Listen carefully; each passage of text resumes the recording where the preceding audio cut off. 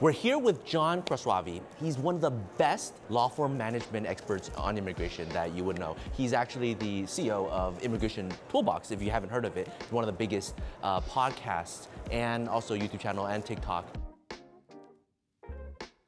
He spoke yesterday on law firm practice management, and we get to have him here share a little bit of the wisdom that he has on immigration. So for anybody who's practicing, how do you kind of survive in this day and age? The main thing right now is how to deal with the changing landscape of the immigration law field, because so many things are changing that we don't expect. Immigration lawyers typically have flat rate fees. But when you have a set amount of work and all of a sudden out of left field, you get something completely different happen, it's like, how do we manage that and not go out of business? And clients don't really understand how much work you're doing. A lot of times behind the scenes, how many hours it takes. Lawyers have like every minute has to be accounted for. And all of a sudden you're working all day, all night, and you're actually losing money on a case. We do have to, pay people, we got to pay rent and all this kind of stuff. So a lot of it's planning how to do that. A lot of it has to go with fee structures and what you accept in case you don't, what you accept, what you don't accept, carving out what's extra and what's not, and being really mindful of this. Whereas in the past, you didn't need to. I was talking with a colleague we both know. In her contract, she just included the interviews with it because for the last 4 or 5 years, there was no interviews for marriage green cards, for example. Right. But then all of a sudden, Trump administration came and got slammed, and she's like, I'm going constantly to interviews now. And we got to hire other people to go, so all of a sudden it's a big financial hit and time hit that we weren't expecting.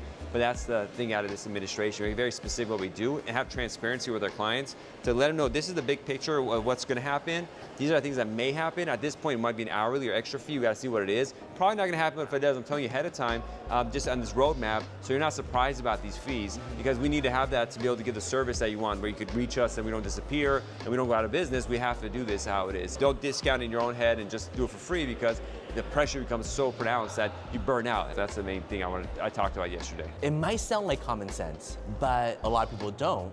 They just bundle it all together. They get the client, and then they get slammed later on, and then they end up closing down their practice or they get burned out. And we see that a lot of times, right? It's sometimes easy to survive the first year, but the second year or the third year or the fourth year, when all these old client cases start to resurface and you have to dedicate a whole bunch of time and your costs have gone up and you can't survive and you don't have new clients to kind of pay for it, then you struggle and you say, forget it, I'm washing my hands and I'm leaving, right? Yeah. So your advice to really build out a long career in the immigration space, especially if you're a solo or new practitioner, is to be kind of transparent and be clear about all the potential costs. But here's the problem, clients don't like that. Clients really don't like that, because it's like, okay, I signed up for this thing, I want the green card, I want the solution, but you're saying there's all these potential that can happen. How do I budget for that? So how do you kind of deal with the pushback from clients? You want less friction in the sales process, but one thing I found is every other law firm and lawyer does it hourly, and they have these fees and no one knows what they are, whether you're going to get divorced or whether you're starting a company.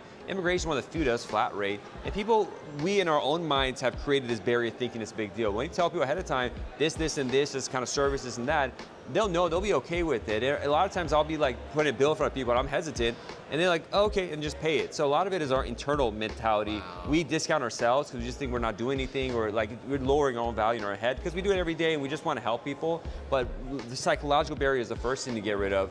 Then the second, just letting them know and not being fearful. Work on the presentation of what you're doing. Like right now I'm working on a chart that I've written out on, where I'm sitting with clients. They just see the trail we're gonna go and the parts where it could be fees or will be fees in the future on first step, on second step. So you can visualize, have better understanding. There's no surprises. Just spending the time, the consultation to do it, but it's just important because you gotta pay the bills and you're gonna burn out. That's just what's gonna happen. And that's not gonna be good for anyone, right? Yeah. That's actually the worst case scenario for the clients. Yeah. They pay you to do it.